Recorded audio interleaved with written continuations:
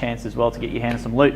For all you need to do is ask Jim a question. So guys, as always, we have a microphone there, and the people online, we do answer your questions too from time to time, so please put them in there. So who wants to ask Jim the first question tonight? Yeah, just jump up, go for it. Go for it. Yeah, we'll go for you next, but you can just come up anytime, guys. Don't put your hand up. Hi, Jim. My name's Jessica. I'm from New South Wales. I just wanted to ask, where did your inspiration, or what was the catalyst behind you when you first started wanting to do franchises as opposed to just growing a business? Mostly fear. Because what happened, I had a business that was building up and selling lawn mowing rounds, and this company called VIP came from Adelaide, and they had 250 franchisees, and I had about a dozen subbies. I was really small scale, and these guys came, and I just thought they'd crush me. So I actually tried even to join them in a sense to help them to grow, and they didn't want that, so I decided to compete. I really didn't expect to do that well. Yeah, okay. And the other thing I wanted to ask, it's probably a bit hard, but what's the best piece of advice that someone has ever given you about business? There's so many people giving me advice, but the secret basically, there's two secrets to business. One is to be passionate about service. Identify your client and try them, wow them. Whether that's clients or in my case, whether it's franchisees, focus endlessly on how to do it better. And the other thing is to look at your business every day and say, how can I improve? People who do badly are the ones that say, I'm doing everything right, I don't need to listen. Something goes wrong, it's someone else's fault. The people who do well are saying, okay, what can I do different? Yes, there's a problem with clients, problem with the community, problem with the friends, doesn't matter, but what can I do? And they're the ones that constantly, relentlessly say, I want to improve. And that's what I do all the time, every day. Yeah, okay. Thank you. Good start, good start. Thanks for that one. Who's up next? Go Yes. for it. Well, it's a lineup tonight, which is good. There you go, Jim. Just wanted to know, what was the motive, like before you started doing Jim's mowing, what did you do before, before doing all, did you do anything else? I did a PhD in history. Oh, yeah? Yeah. I was So interested in trying to work out the reason for the rise and fall of civilization. You couldn't do anything more remote from the business of lawn mowing than that. Yeah. But gardening and then lawn mowing was my part-time student job. Oh, yeah. And then we ended up my PhD with no prospect of a job because my theory was too radical. Yeah. I just had to do something. I didn't know how to do anything except mow lawns for a living. And what was the first obstacle you had when you started your first mowing business? What was the major? I was deeply in debt. I was starting without capital. I was about $30,000 in debt. Yep. So I had no money. I had some crappy old equipment. I hit the worst drought in Melbourne history just a week after I started. All the lawns in Melbourne died. Trying to support my wife, who was a student, so she wasn't working. So it was interesting times. Well, we have it easy, I guess, these days, what we do. You have it easy by comparison to what I did, that's for sure. Comparing what you had. So what keeps you going, Jim? Like, after all this success you had, what keeps you going, I've got motivations. Motivation to my franchisees, to make you guys successful. Motivation to my research. The thesis I did at my PhD, I'm now pursuing as a multi-million-dollar research institute, which is aiming at problems like drug addiction, alcoholism, and depression. So we've got a really good team, and I'm spending many $1 million a year on that. So I'm very committed to that, and I'm committed to my family too. I love my wife, my kids, and my church. Yeah. Life has to have meaning. Yeah. Good question. Thanks for that one. Appreciate it. Go for it. G'day. I suppose this is a question about your sense of humour, Jim. Since I saw this one particular product, I've been very curious about the origins and if there's any ironic reasons behind the Monopoly choice. Monopoly? Yeah. Well, I thought it was great, actually. No, I think I know what you mean, though. I thought it was great too. Monopoly on franchises. It wasn't I guess, an ironic jab at monopolies. Sorry? It wasn't any ironic jab at monopolies. What, the Monopoly game, you mean? No, Monopoly Doing as a Jim's concept. Monopoly, yeah. Sorry. Like a Monopoly. Monopoly being domination of division. The last time we could ever be is Monopoly. It's a ferociously competitive business, the home services area. Sure. We've only got, even in mowing, we've only got a fraction of the market. Yeah. We're a lot smaller than people think in terms of the overall. But I certainly wasn't accusing you of a monopoly. I was just simply the game. No, it's funny. We've had the some game TikTok made me comments. laugh. We've had some TikTok comments where people are like the ACCC should investigate gyms because they're a big monopoly and they're too big and stuff like that. And I think Yeah. we worked out the mowing one. I think Jim's mowing was like less than 7% or 6% of the businesses. something like that. So that's the biggest one, yeah. So we're I think because the very- brand's so big, it's a lot more than what the people think of the market share. I thought it was a great idea. Just found it very funny. No, it's a lot cleverer than what we would have come up with. So that's very, very In good. terms of service franchising, we're very big, but franchising is only a very small part of the sector. Do you want to talk about the monopoly, Jim? Because it's a good question. Do you want to actually talk about it? Well, that's what I did. I designed this myself. I just sat down and drew out the. You did all the cards. I did all the yeah. cards. Instead of chance, you've got customer service. Instead of community chest, you've got business success. So it plays exactly the same, but you have divisions. Like red, instead of being Trafalgar Square and stuff, it's actually the Dog wash. Dog wash. It's on the back there. You can actually that's see. right. And green is mowing. So you have mowing and you have gardening and you have rubbish removal. So it was a lot of fun actually. It's a good game too. And then they've got little Jimbos instead of houses, so it's not little houses, it's little Jimbos. wearing green. little plump Yeah, little Jimbos. bit more chubbier gyms, yes. No, good question, I like it. That's a good one. Hey Jim, Max from franchise up in Cranbrook South in Townsville. It's a very franchise specific question, but I'm just curious, with the Jim's Mowing franchise, are there any or how many franchisees are there on the road running out of like a van, and how does that sort of play out? New Well- South Wales, a lot use vans in New South Wales. A Sydney, lot of them do actually. Which division are you mowing. In Mowing in Townsville. in mowing? I think most of the mowing guys have traded, but some of them have utes too. So in New South Wales, in the inner city, because I filmed with a lot of these guys, most in the inner city, New South Wales, most of them will have a van or have like a ute. In Melbourne, you've got guys with utes and the hybrid sort of trailer custom setup as well. So it just depends. In Auckland and New Zealand, a lot of the guys have vans in New Zealand. So I it feel just like depends. I'd like to start in a van because it'd be very easy to get around, Yeah. and if I wanted to get a trailer later on, I could tow Well, it with the the thing's van. the green waste. That's why a lot of them. Yeah. The reason why a lot of guys would use the trailers is you can fit way more green waste in it and Yeah. stuff like that. So Sydney's got notoriously bad traffic, so in those kinds of areas, a van can be very helpful just to do it. In an area like yours, you probably find the trailer works pretty well. The gym, because it's basically my design. I actually used to modify my trailers as I went along. I was mowing more than 15 years, and I got the right size, and then I had the mesh around it, and then I put the thing across the front, which was originally just a thing on the tow bar. We just gradually developed it, and we put the stuff along the side to put the brush cutter in. So it's been developed gradually by a lot of experiences over the years.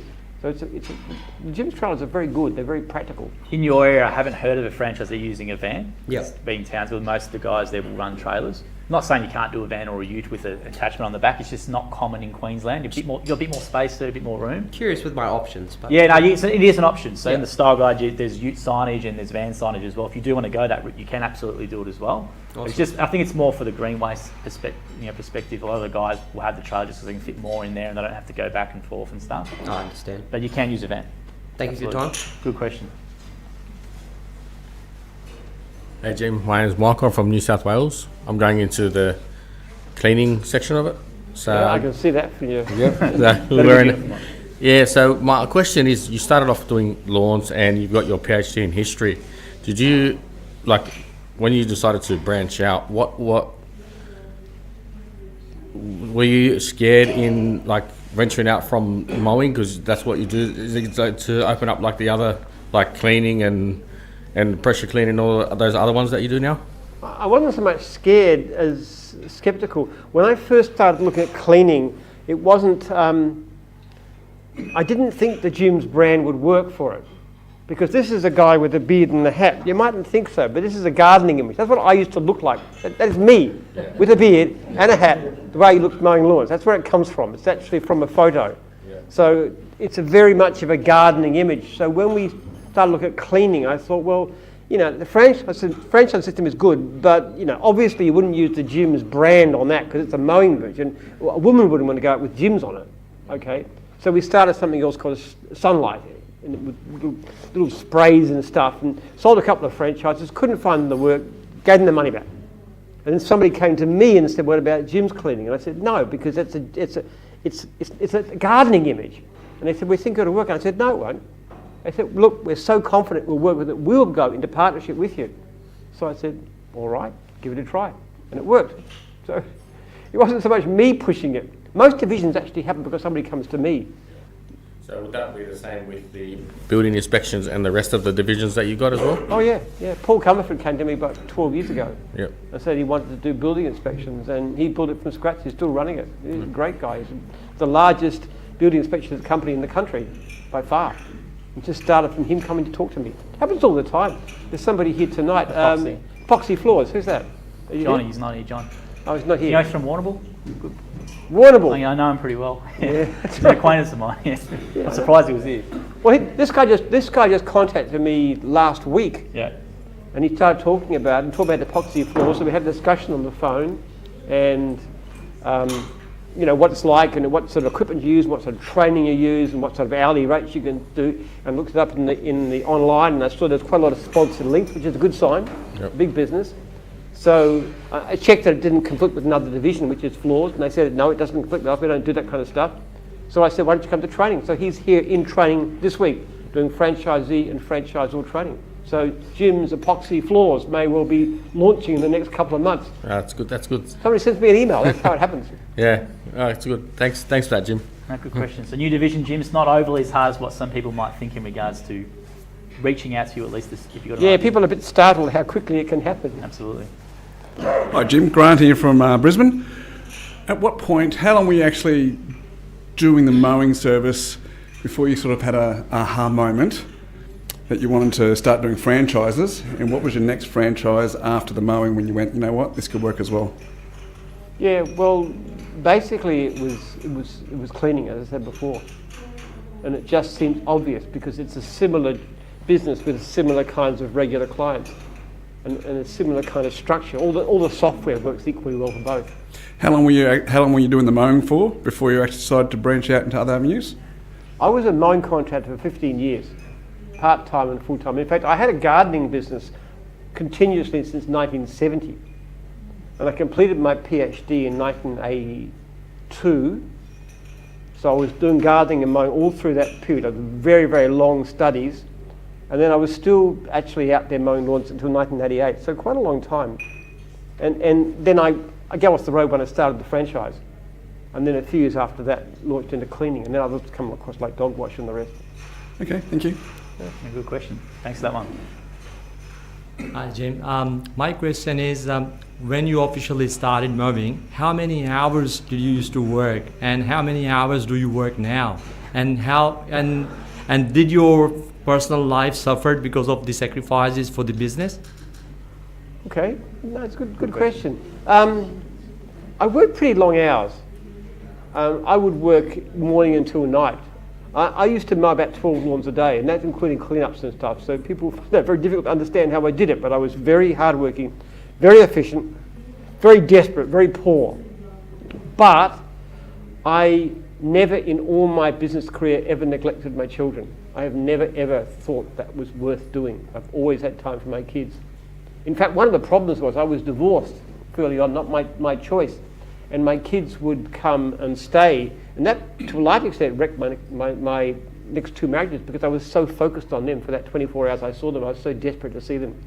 So no, I've never neglected my children. At any point, my next question is, any point did you ever regret your decision to do mowing? Regardless being how successful you are, just any circumstances made you think, why I chose mowing? No, I was very lucky.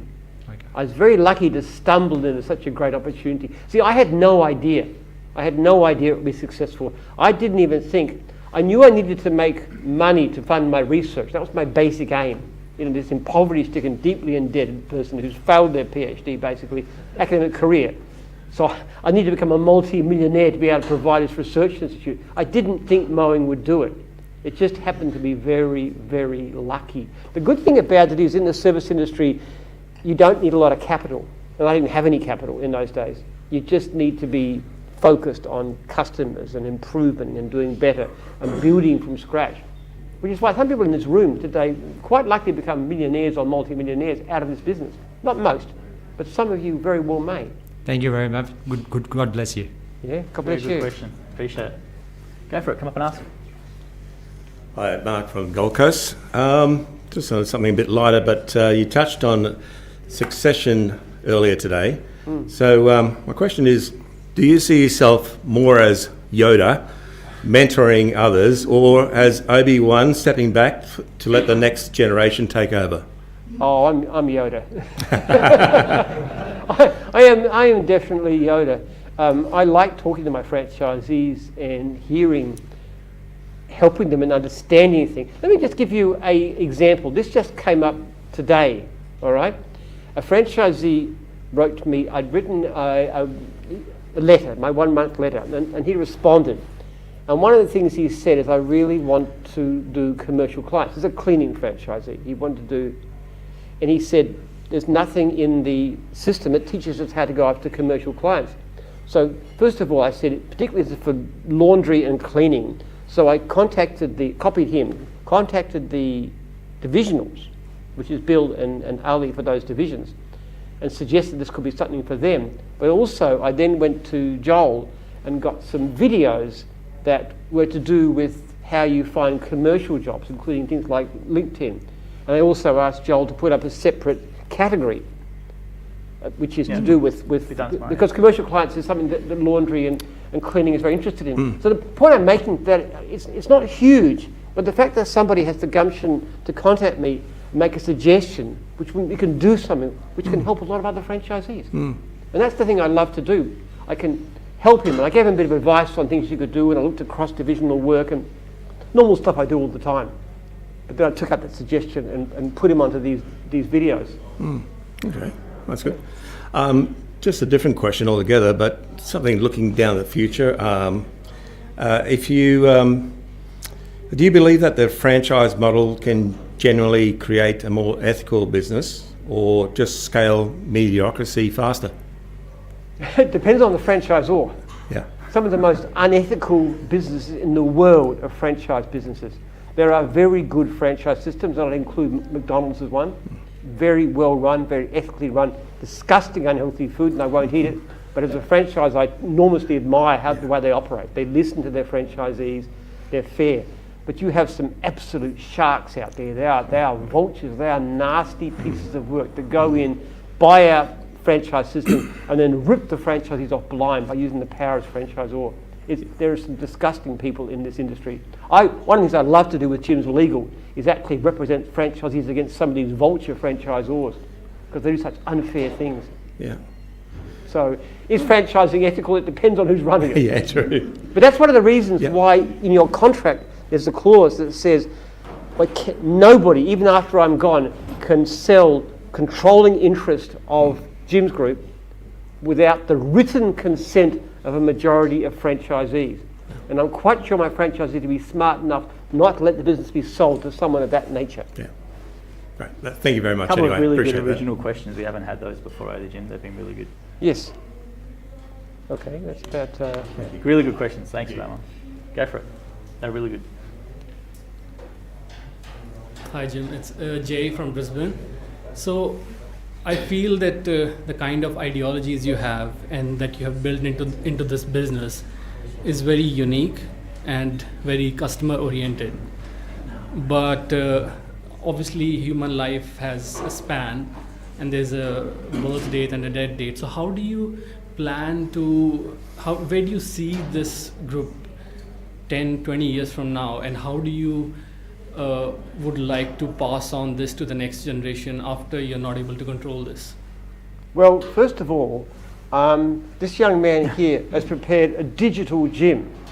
So you can go into jimpenman.com.au or gyms.net under about, yeah. You can try it, yeah. Or gyms.net, and you can ask Digital Gym questions, and there's some millions of words, yeah, of information. So by the time I am ready to kick the bucket in 20 years' time or so, that's about my life expectancy, I expect to be virtually online, all right? That's one thing. The hologram, yeah. The hologram. Yeah. This is virtual gym. Chuck him out and he'll pop up.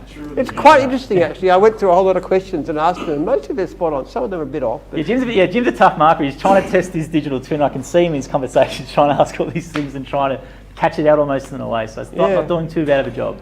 Now, having said that, another possibility, that's an electronic life. I am watching very carefully all the science on longevity. If there's any method that can dramatically extend lifespan, I intend to be front of the queue. So I'm very interested in that. Jim's cryogenics. I enjoy life very much, so I'm not in a hurry to leave it. Thank you very much. But barring those two options, what I've done is set up a trust, a family trust, which owns Jim's Group and also runs my research. Most of the money will go into the research. There's a certain amount to help my kids with housing and having children and so forth, and their children. The voting would be basically some of my children will vote for representatives. Jim's franchisees will elect a board director, and there'll be somebody who represents my research foundation. So that's the long term. But as far as I can possibly set it up in the family trust, the business will not be sold. It'll run indefinitely by franchisees and by my family, my children. That's the plan. But immortality is my number one aim. But I think the human awareness, consciousness, is actually, it evolves with time, with the mistakes and with the experience that we get. Do you think the AI that you have developed will be able to catch up, or? Well, 20 years is a long time, and this thing's moving pretty rapidly. If you think even 5 years ago, when this AI thing first came up, how far they've gone since then, and it was unimaginable, the stuff we're doing now. This is Joel's real fan. He's always talking about AI. He's a real fanatical about it. And we're actually starting to use it in all kinds of different ways. So who knows where it'll be. But you can actually get some pretty good advice. If you try that, Jim.net, if you go and ask me, you can get a lot of answers. The kind of answers your questions are answered here, you'd actually get on that one too. Yeah. The only thing is, I look a bit funny if you do it in a Yeah, so video. there's three versions of it. You can do a chat or a text, or you can do actually video call Jim. And a video version of Jim's avatar comes up. It's a little bit funny, the technology still needs to catch up, but you can actually have a conversation with the virtual digital twin of Jim. So it's a bit unique. But it's speaking approximately in my voice. Yeah, sort of there. We'll get there in it's 12 months, 2 years will be a lot better. But it's still pretty neat. It's the first of its kind in Australia. So what we've actually made available for people is we've actually trained this. The whole thing, we're doing a lot of content with Jim, so we have all this data that, if we can train things on. So it's got around 1 million. It's converted all these sessions, books, podcasts, anything Jim's done. You put it into the AI called the digital mind, and it converts it into tokens, which can then be converted into these large language models, and then you can have a chat with it. So when you get these answers from Jim, it's not just a chatbot with preset questions. It goes to all the podcasts and transcripts and stuff like that, and pulls it from there to try and give you a really good answer. And Jim's tried it out with himself, and Jim knows himself better than anyone else, so he knows what he'd answer. So it does not a bad job. So sometimes people accuse me of being a eugenicist. But actually, if you asked it, what do you think of eugenics? It'll give me a very clear answer of how disgusting I find that whole idea and why I think it's wrong. So you can just give it a try. It's quite fun, actually. And when it has a stop in knowledge where we just update it with some newer stuff as well. So it's always improving. But it's got around 1 million words of content, and like this tonight we'll go in there, and if you did a podcast with these other guys, they'll go in there. So eventually be the emails as well. So you could obviously go to the thing and maybe, and then what would Jim do in this situation? And it could go based on previous dealings and situations. You might get a good answer from it. So it's moving pretty quick. You could pick up my emails, couldn't it? You'd have to do a thing with it, yeah. But you could if you wanted to, yeah. You could, yeah. I don't do anything underhand. I know you don't. It's up to you if you want to use it for that, but you could do it. But a lot of people in America are using it. See, a lot of tech CEOs and stuff in America are using it so they don't have to be there. The staff can ask them a question as though if they're not there. So they have all their notes in it, they have all their emails and stuff like that. So when staff need to ask the CEO or someone a question, they go and ask that as opposed to going to the CEO. So it's a new sort of technology that's come out. It's called Delphi.ai. It's big in America, but I believe we're the first of an Australian company to use this sort of thing, which has been good. Yeah, worth a try. Thank you. Good question. Got a question for Jim, guys? Ask him anything you like. Heaps of time. Hi, Jim. Emily from Harvey Bay. Hi, Emily. I am very excited to be one of the first franchisees in Harvey Bay, or the very first laundry one. Oh, we're excited to have you there. So, as the very first franchisee in an area, what is the biggest piece of advice that you can give me? Build ties with the local community. That's the biggest. So you're the first franchisee, full stop, or just for your division? Just for my division. I believe we have 2 mowing and 2 cleaning franchisees. Okay, that's a great start. The first thing you want to do is to get together with all 4 of them and have a meal together. Yep. And discuss things and start sharing ideas. I have already been in contact with one of them already. Good lady, that's exactly what. And then do work for each other so you can recommend each other. Build ties with local community. That's the best way. There's some of the pay for work guarantee works really, really well in the local community. We had a guy in Mildura who Yeah, actually Mark, one yeah. of the pioneers about this. But he was doing free jobs for clients, and he got actually a whole lot of. He even got stories in the local paper. It's like a community service thing. Yeah. So he built his profile locally. That's the kind of stuff that you can do. Okay. You can offer through your local Facebook group or whatever local group there is. Yep. You know, you said your laundry. Yes, I am. Yes. You know, who do you know in the community who's in need of some help? Yeah. I can come as a community service. I can come and do free laundry for them. This kind of thing. Okay. And then you get feedback. You get posts on social media, and you have pictures and stuff, and you just become known. Okay. Become part of the community. Okay. That's the way to do it. Brilliant. Thank you very much. Always take a photo of the job you do. If you do free services, always take a job showing you're doing it or Yes. something like that. And then a lot of the times the group admins will allow that in because it's not really self-promoting services directly, just saying, hey, we put this offer out there, someone took it up, this is proof that we did it. So Yep. Okay. that's always a good thing to do. Fabulous. Thank you both very Cool. much. Go for it. Come up, ask him a question. It's been great questions. Good evening, Jim. Joel, thanks for having us. My name is Heinrich. I'm from the Gold Coast. Just want to ask you guys in terms of the New Zealand markets, Canada, UK, the ones we've already been into as well. What can we learn from those markets that's new to Australia, or is Australia the market leader in terms of those markets as well? Do we know everything and we can't learn anything from them, or is there anything we could learn from them? Little tricks and trades, how they do things, because their markets differ quite a bit, and is there good and bad to take We've from? really noticed that the system works well in other countries. The hardest thing to do is to get the gym's culture to work, because we actually do quite well in New Zealand. In fact, New Zealand's our strongest. Biggest growth, yeah. It's the fastest growth. Excuse me. Mostly because the economy is not so good, and we have work, and people are looking for jobs. So we've got things for them to do. So we do extremely well. I think in the last year, cleaning alone in New Zealand's grown about 35%. So it's going very, very well in New Zealand. It works extremely well there. The big thing is we've got training in New Zealand now. Yep. And we control it very much from national office. I don't go across, but they see a video of my talks, and then they have other talks for local people. And the culture is spread very well. It's very difficult when you go beyond that, because what you tend to find is that people when the franchisors control the local market, they tend to become more authoritarian. Yeah. And they sort of, I don't think it works as well. You've got to try and get the ethos of the company, which you saw very well in my first talk.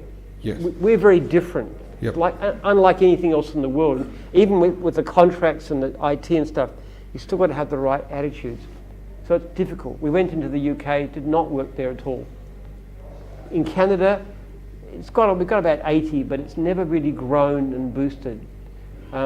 Hopefully later this year, early next year, Dan Cale's going to go across to Florida and start in the US market. And Dan's a great guy. He's really imbued with the spirit of gyms. So I think he's got a fair chance. But Awesome. look, it's interesting. I mean, America's a huge market. Yeah. And then you've got, UK, Ireland, you've got very, very large market, but it's difficult. Yeah. Awesome. Thank you. Really good question. Yeah, good question. Go for it. Hi Jim, it's Mona from Victoria, Jim's Cleaning Division. Now with a growing population of franchisees, do we at Jim's have let's say code of ethics that binds all of us to one solidarity group so we don't really cross each other's boundaries? The code of ethics of Jim's group is what's in the bottom of my email, and it's also in the book. Our first priority is the welfare of franchisees, which is unusual. We pressed that very hard.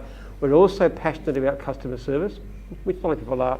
We signed only franchisees and franchisors we are convinced will succeed. That is unusual because most service franchises don't have any selection system. So that's your basic ethos of the company. It's servant leadership, this kind of thing.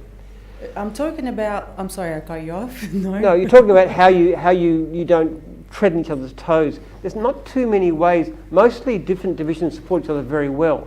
See, if you drive down the road with your cleaning van, Yeah. the next time somebody thinking of getting, say, their dog washed or their lawns mowed, Jim's is in front of mine. So you're actually helping those other divisions. You support each other. Right. We've actually find that when you put a new division into an area, the existing franchises from other divisions actually get more work. The struggle we have at times is when you've got a job, a person who wants, for example, two services like cleaning and carpet cleaning. Now they're different divisions. So what can happen is it gets sent to each one of them with a notice, this is ×2, don't do the other service. Sometimes what will happen is the cleaning guy will do the carpets, or vice versa, which they shouldn't do. And then we come down very hard and we say you've got to pay the full value of the job to the person who should have had it. That's about the only conflict we have. Building inspections. That's 2 times leads, pest inspections. And pest control. That's the other one that has problems in that area. So generally speaking, people support each other very well, but those are the areas we have problems sometimes. Thank you. I have another question. In a growing kingdom like Jim's now, we know in the business world to start a business that is as successful, or to be successful in general, you need to meet with a lot of specialists, you need to have a thorough planning. And from what you said, like you were desperate at times of your life, you just got your mower, you just started running on the road. How relevant is your experience to the business world or business planning in general? Well, very relevant. The same thing that made me successful will make you successful. I was passionate about customers. I have an emotional thing about customers. I still deal today with elements of customer service on a daily basis. I am very involved. It's not logical, it's emotional. If you've got that kind of passion for customers, and if you have an attitude that says, I will improve, how can I get better, how can I get better? Nothing is good enough, I can always do better. That's what was successful to me, and it's exactly what will work for you. The advantage you've got is that we'll teach you how to do it. Yeah, that's... If I could have sat in my course with a time machine and gone and done this 3-day course that you're doing and gone back to when I started, it would have taken me a lot less time to get here because I didn't know what I was doing. But you do. That's right. Thank you very much. Question. Thanks for that one. Go for it. Hi, my name is Afrosinia Kalugin. I'm from Division Bookkeeping. And my question is, what's the most surprising or unexpected you learned from people since you started Jimmy's? Unexpected which, sorry? And surprising or unexpected that you learn about the people. To learn about So unexpected or surprising thing you've learned about people since starting Jim's. Is that the question? Yeah. Yep. The biggest thing I didn't understand is the importance of emotional support. I thought franchising was all about giving somebody leads and a bit of basic training. I didn't understand how important it is to actually, for people to support each other. And that was a hard lesson. We didn't understand why meetings were important. It took us a long while to figure proactive calls were important. These were things that were brought in after I started. So that's the unexpected thing. I saw it very rationally. I give a person leads. That's kind of, and then show them how to do it, and then go from there. See, one of the things I didn't understand too when I first was thinking of franchising, I thought, I can understand why a person would buy a franchise to get clients, but once they've got the clients, why would they keep on paying fees? What would be the purpose? Because I've already given them, they've already got regular clients, so they don't need me anymore. Now, in practice, what actually happens is that there is a lot of value in being part of it, which because you get training, you get support, you get leads, you get more local leads, you get information, you get buying group. There's a whole lot of things I didn't understand that are helpful. So we actually don't make it difficult for franchisees to go independent. But the fact of the matter is the great majority don't, because they see the ongoing value. So that was surprising. I didn't expect it. Yeah, that's good, yeah. Thanks. But I found out the hard way actually, because I could see people failing. And I said, what are we not doing? Why is this region working and that one not? And then we figured out what people were doing, and then we said, okay, we'll do that. Because people get scared, I guess. Well, they do. It's scary. Yeah. You go into business for yourself, you've used to, most people here have had a payroll all their life. They've known that money's going in, and they may not make a lot of money, but it's there every fortnight, bang into their bank account. That's right, easy. Yeah. You go into business, you've got the potential to make a lot more money, but you can also go broke too if you don't do the right thing. And who's going to pay the bills? Yeah. You know, it's why our number one cause in gyms is mental health. Because importance of community, of support, of backup, of mentoring, all the things that we do because we know that's important. That's totally different stuff. Thank you. Very good question. Thank you for that one.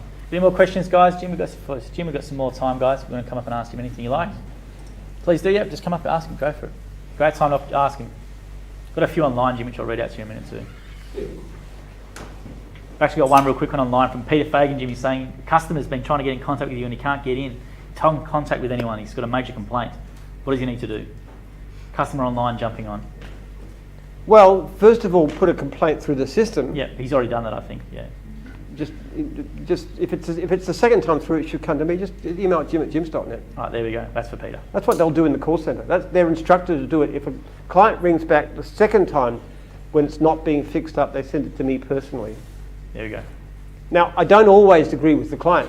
Sometimes the client's being completely unreasonable and unfair, and we'll look at it. And sometimes we will say, look, I'm sorry, he did a good job. You didn't, water the lawn, for example. The lawn's died, but you didn't water it. You didn't look after it. So it's not his fault that your lawn's not dying. There's things like that too. But most of the time, we just do something about it. There we go, Peter. Thanks for that one. Go for it. Hi, Jim. Hi. Joel. G'day. Steve. Steve? I just want to know, so tell us about what you're reading at the moment. One book I'm reading is called Magic Pill, which is about the Ozempic, the weight loss drugs. Okay.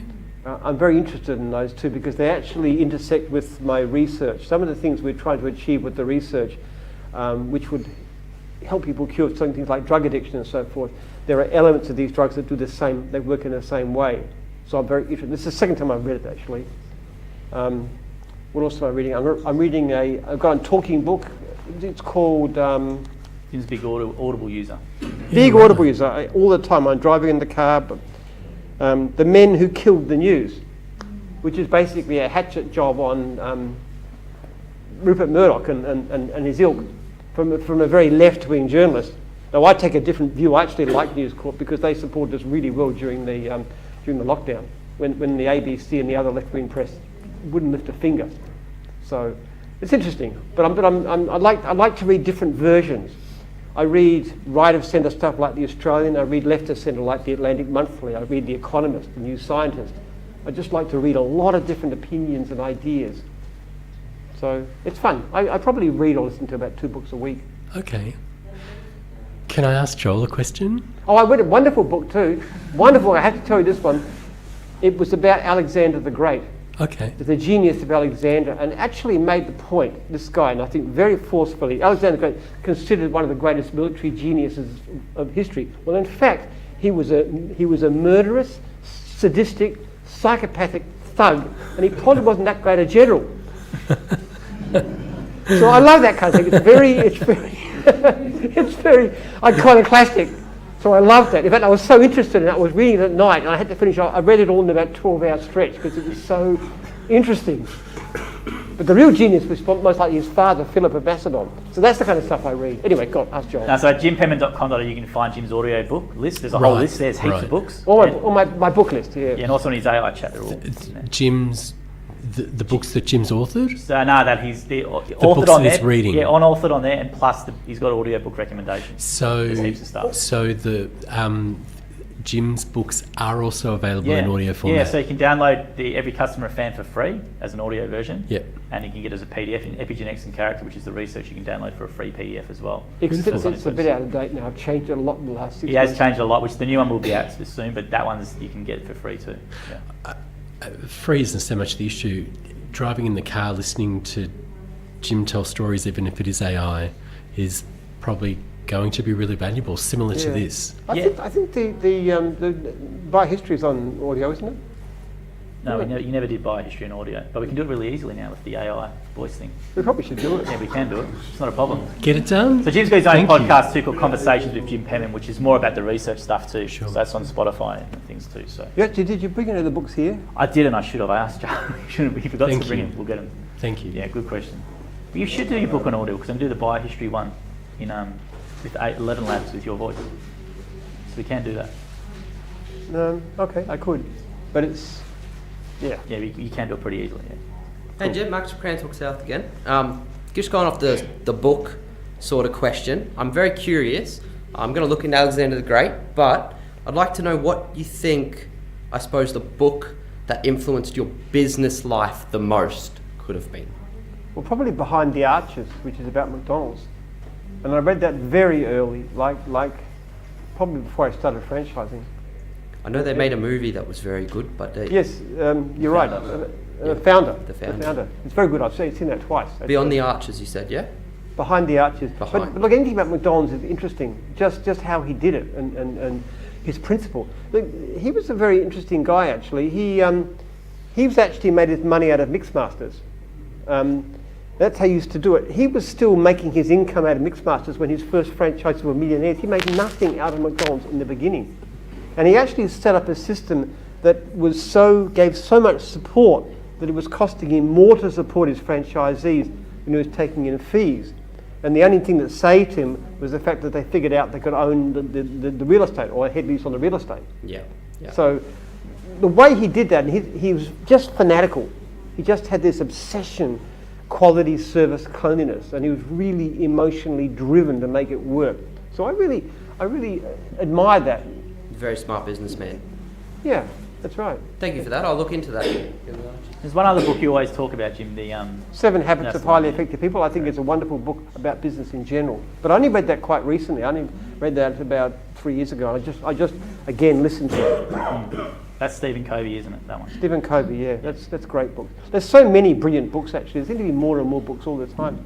But if you look on my website, you'll see a list. They're on different sections. One's on health and happiness, which is a big subject of mine. And there's sections Science about and stuff, yeah. science, and there's about business, and there's all kinds of things in there. Even a bit of fiction. I don't read much of that. Hey Jim, Michael again.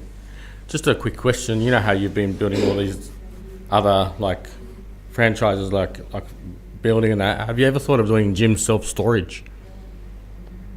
Because that's growing a lot. I've noticed a lot these days. A lot of people opening There's a self-storage. guy doing it. There is a gym self-storage with the man on the thing as a logo. It's near my area actually. There's a few of them getting around. It's a blue colour with the yellow logo. You can actually look it up right now. Okay. Gym self-storage and look at the logo. He will see what I mean.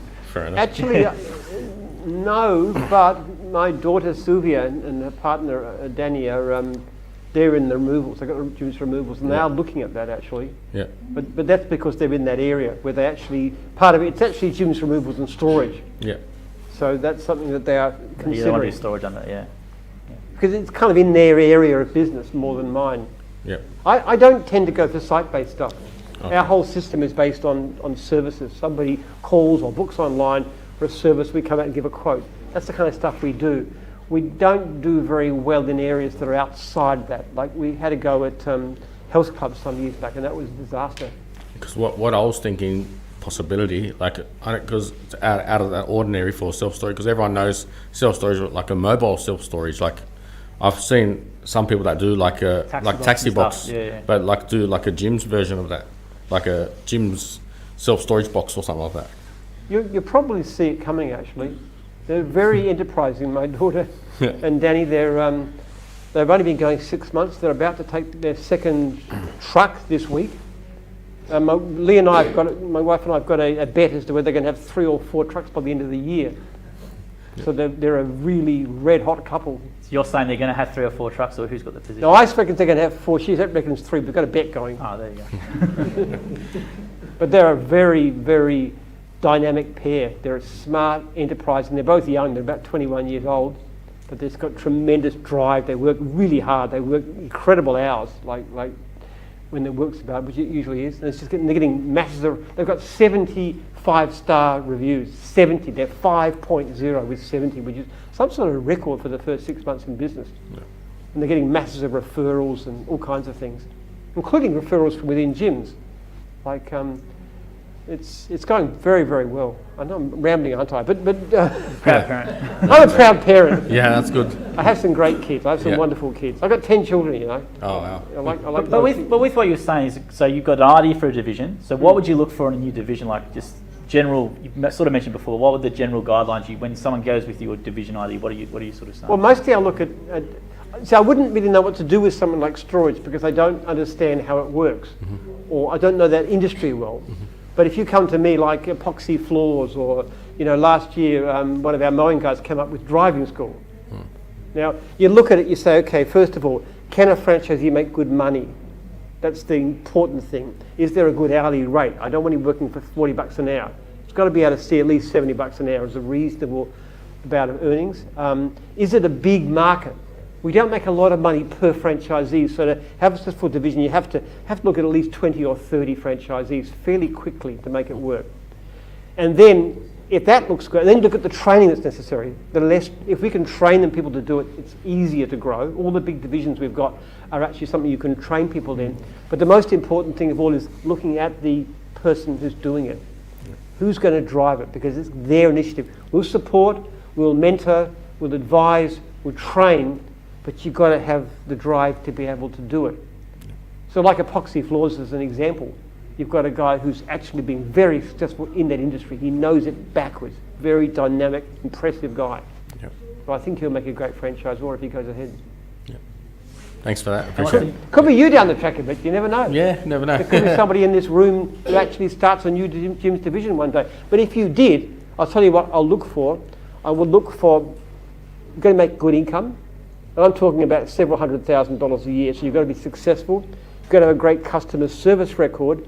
And as far as I can tell, you're somebody who enjoys helping other people, who likes that kind of role. Yep. Now, if I can see a franchisee of mine with a good idea and the right attitude, I'm very keen to start a new division. Yeah, sounds good. Thanks, Jim. And what's the divisional rental model, Jim? Do you want to tell them? Because maybe. Yeah, basically the way we do it these days is we don't sell the division, we rent it. So there's a fee which is about $4,000 a month, first 6 months in advance. The aim is to get 30 franchisees within 3 years. At that stage we just give the division to them and they go for it.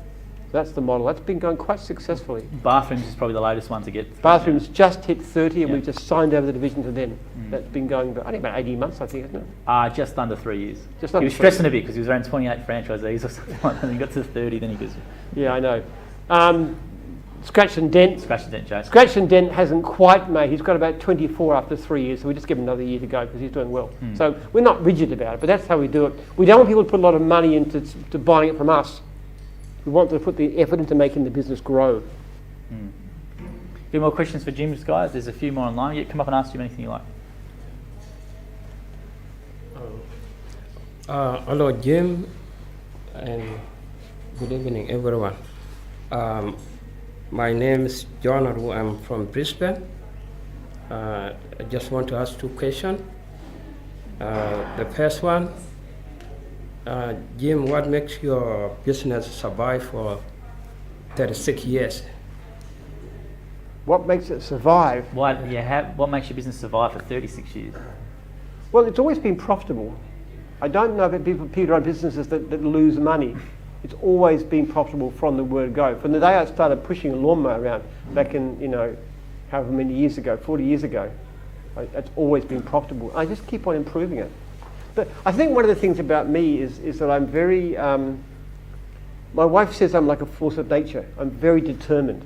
I don't slow down, I don't give up. I just keep on driving. I'm very, very determined.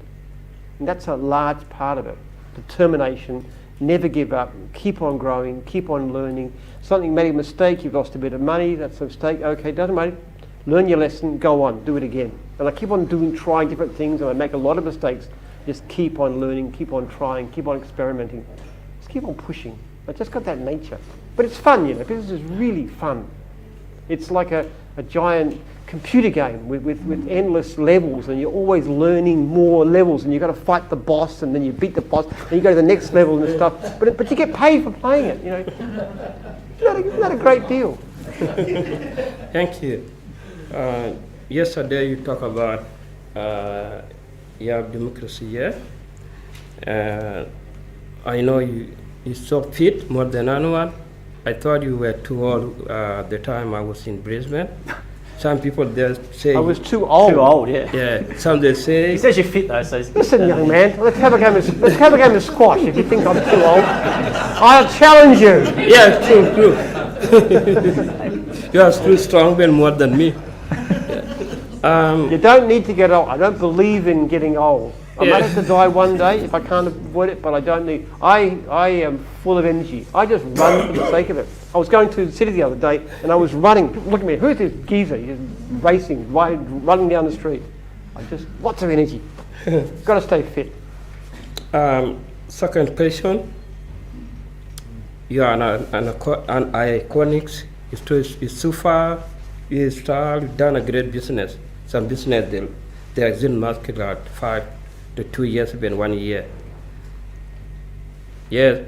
What is this transition will take when you're aging? Who will take over? Is it your kid or one of the members? Yeah, my kids will elect directors, and then you franchisees will choose a director, and somebody will be coming from who run the research foundation. They will have a director too. So it's a combination. It's a board of directors like that, and they'll be director, and they'll choose who runs the company. Yes. Thank you. You still think he's too old after meeting him though? Yeah, he's all right. He's all right. Yeah, I've got the white hair and everything, but I don't feel it. No, I've known you for 14 years. You're more energetic now than what you were probably 14 years ago in terms of knowing you. If you've got a question, guys, feel free to come up and ask. You've got time for a couple more if you've got anything burning or pressing. Got a few online really quickly, Jim. Got one here from Fasay. Says, what is the future of Jim's Healthcare? From a question online. Future of Jim's Healthcare. Well, it's exciting. It's a great potential division. I have to say the problem at the moment is there's not enough leads coming through, and I'm concerned about that. And if we don't see that working, then we're not going to keep on selling franchises.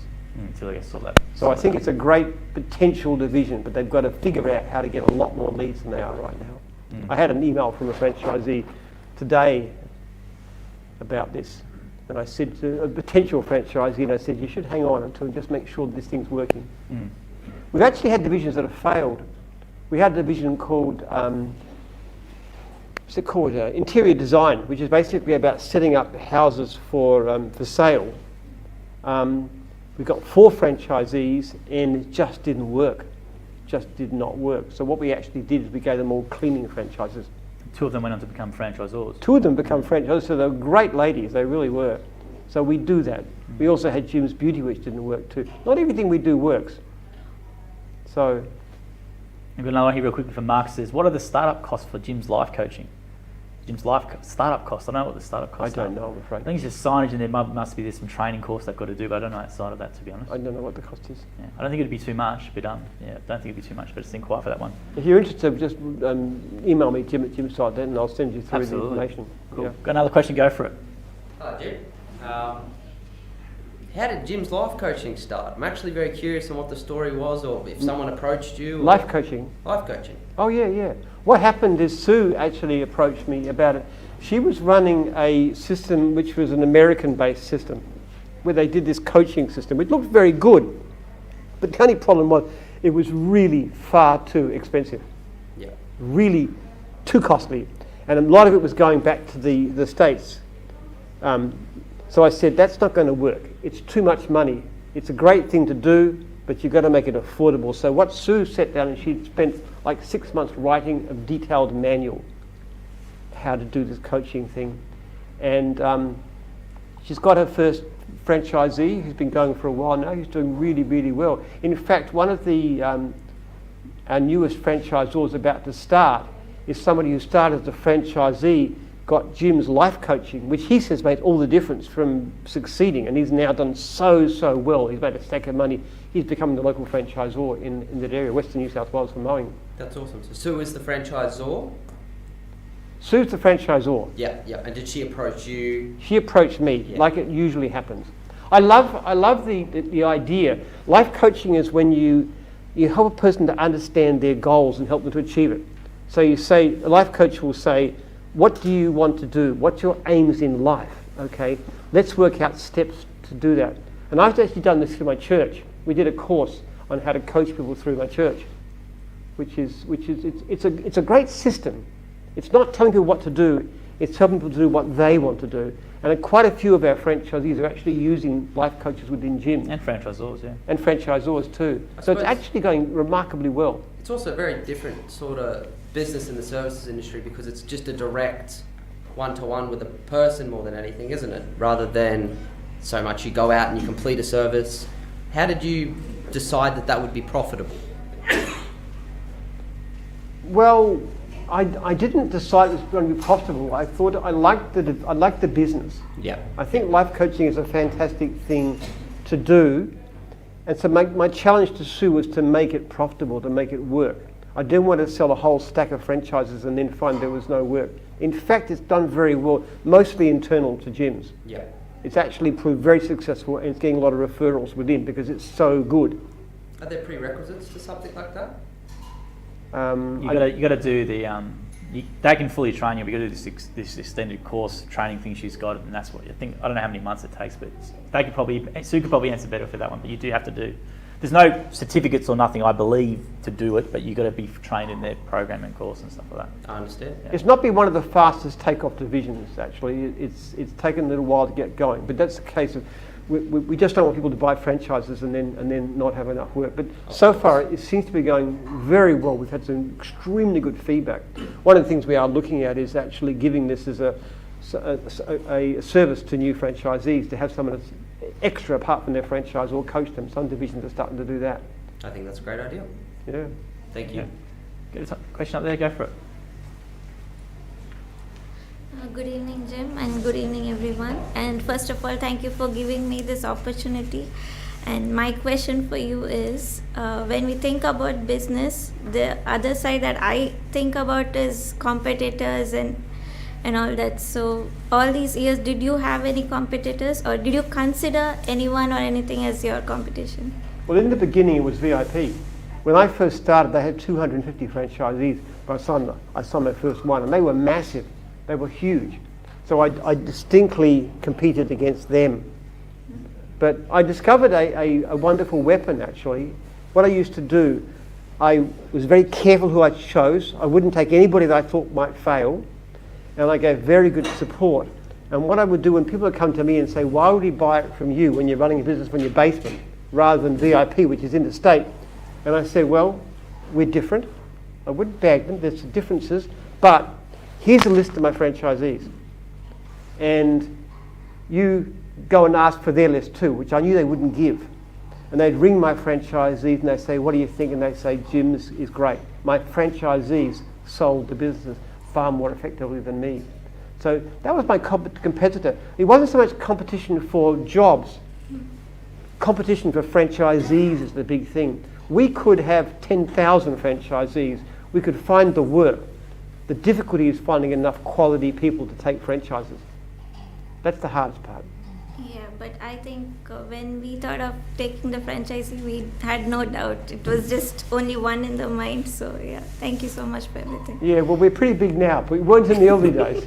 Yeah. It wasn't at all obvious that I would even make it work, much less be bigger than you know, if you told me I would have 5,500 franchises one day, I would have said, you're dreaming. What are you smoking? I mean, this is crazy stuff. I had no comprehension how successful it would be. I didn't even think we were going to go interstate, much less to be overseas in New Zealand and Canada. That would have just seemed lunatic. It just happened. Thank you. What can I say?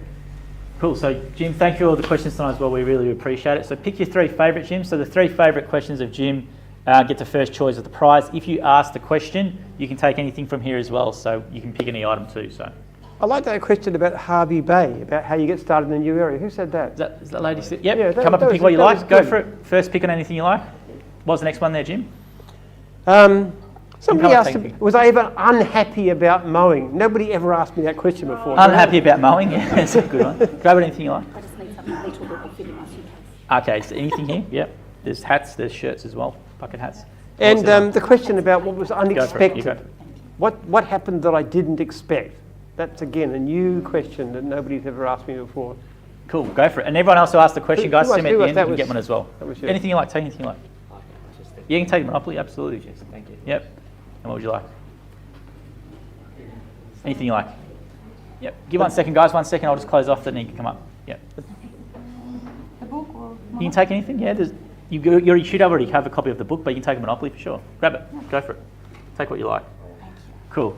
So I'll just wrap up, guys. So thanks again for your attention tonight. We do appreciate it as well. We do little clips of these. These goes as podcasts. They're on YouTube channel, all that sort of stuff as well. Check out the Gyms AI. I think it's pretty neat, the chatbot we've got on gyms.net and jimpenman.com.au as well. And yeah, we hope you have a good rest of your training week. If you want a photo of Jim, please give me your camera and we'll do it under here. Here, it looks a lot better. But thank you for your attention. We appreciate it. Thank you.